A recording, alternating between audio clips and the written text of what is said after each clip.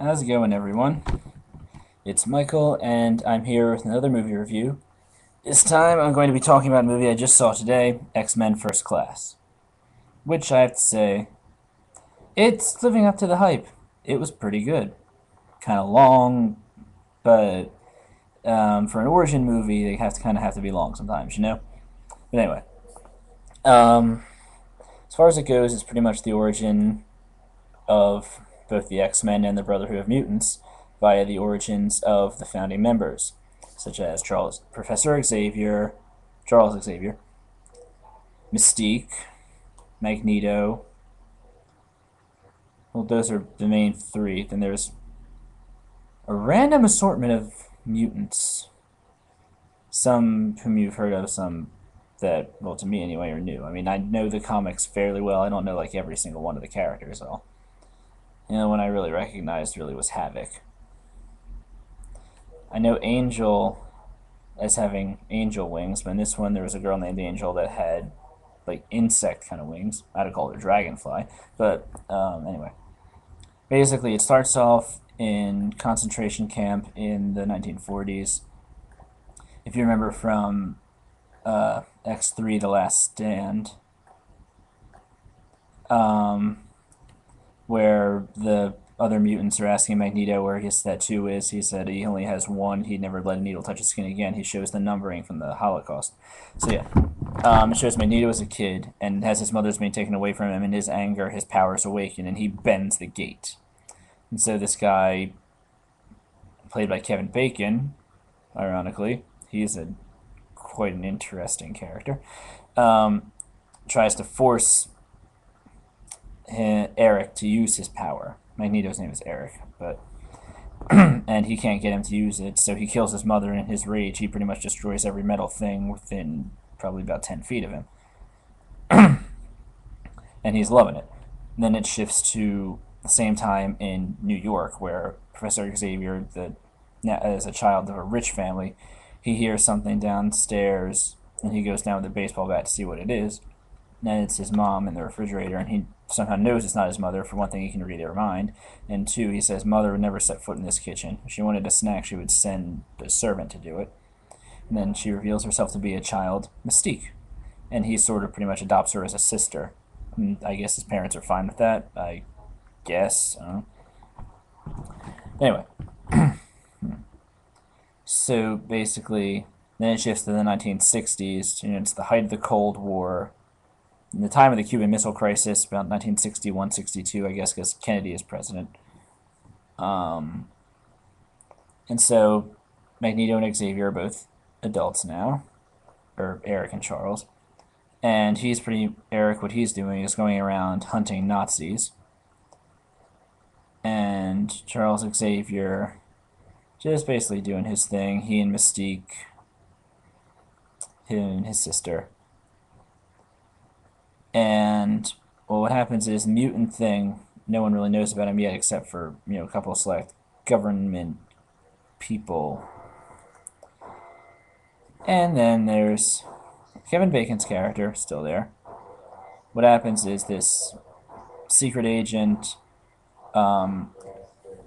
woman is following this guy that's a suspected communist, I think, and turns out that she sees some mutants that he's in working with. He's in cahoots with them, and she sees the display of their powers, and no one else believes her, of course, but I mean, when you say, I saw a guy that looks like a red devil touch a guy and then teleport, I was tailing him, and then he's in the war room like 300 miles away. It pretty much looks exactly like the war room in Doctor Strangelove, which I thought was cool. So they don't believe her at all. So she believes it to be some kind of a genetic mutation. So they call in an expert on genetic mutation, Professor Xavier. And he and Mystique, in order to convince the government that the powers they're talking about are real, they reveal their own powers. And of course, the mind reading they don't buy, so Mystique shapeshifts and then they believe it. So they're using him as a consultant. Now, these mutants are headed by Kevin Bacon, who, curiously enough, his name is Sebastian Shaw. And if you want to go a little background about this, Sebastian Shaw is actually the name of an actual actor who was one of the actors that played Darth Vader.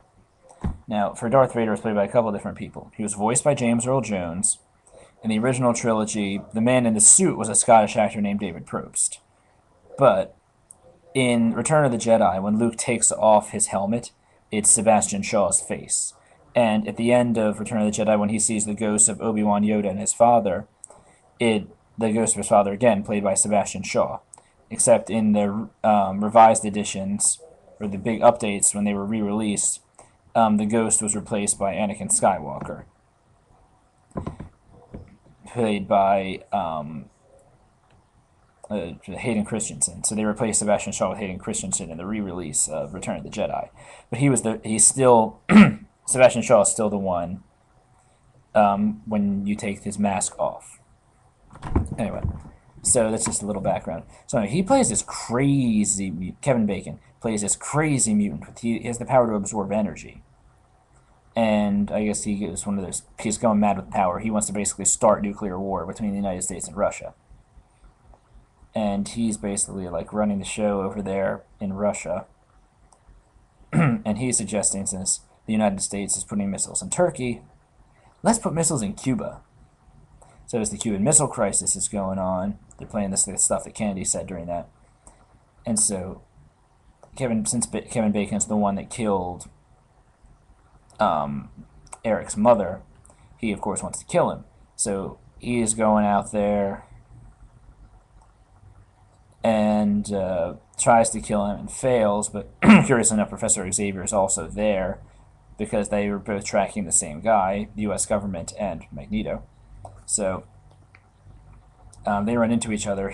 Magneto tries to lift the submarine that Kevin Bacon escapes in out of the water, and he can't do it. But he's about to drown in the water because he's like magnetically attracting himself to it, so he's being pulled underwater by it. So Xavier has to save him and say there'll be another time. And so the government decides they're going to have a mutant division. And this one researcher, actually, who believes in mutants, who's also working with Beast, or in this case Hank McCoy, and they built Cerebro. So they gather a cohort of mutants. The only one that I actually recognized from the comics was Havoc, who has the ability to project energy, which Kevin Bacon can absorb readily. But then there's Angel, who has like insect kind of wings. Like I said, I'd call it Dragonfly. There's another guy, I forget his name, that he adapts to his surroundings to make himself immune to whatever's going on around him. And some other one, oh yeah, there's this guy, what did he call himself? He can project sonic blasts out of his mouth, sonic screams. God, I am drawing a blank with these people's names. Oh my god. Well, anyway, point of the matter is they gather this mutant division together. They train them to combat Kevin Bacon and his mutants. And it all goes down during the Cuban Missile Crisis. And Kevin Bacon's people take over this Russian ship, and they're going to have it cross the embargo line, therefore starting World War III. But they're stopped by Charles Xavier, who takes over one of the other Russian ships and has them fire upon their own ship, so it's not a American on Russia shot and everything.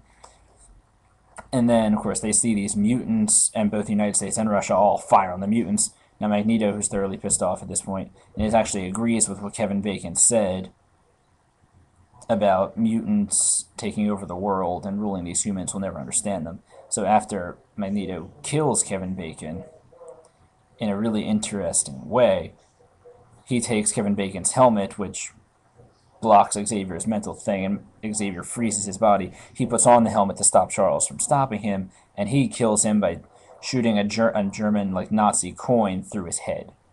But anyway, and when he gets back on the beaches in Cuba, the American and Russian, well, I'm running out of time, they fire missiles on them. Magneto tries to reflect the missiles back at them, and he gets stopped by Charles. This woman tries to shoot him, and he blocks a bullet, but accidentally ricochets and hits Xavier in the spine.